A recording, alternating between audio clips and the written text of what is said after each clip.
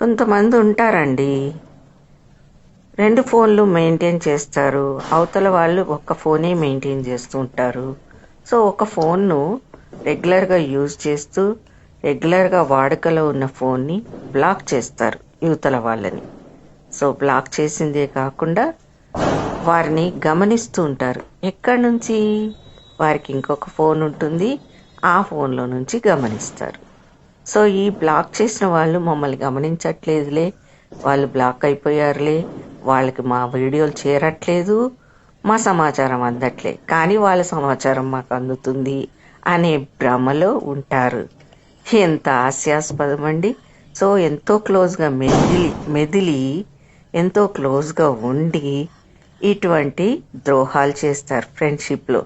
After all ఒక ఫోన్తో ఆటలా? ఏంటండి ఇది?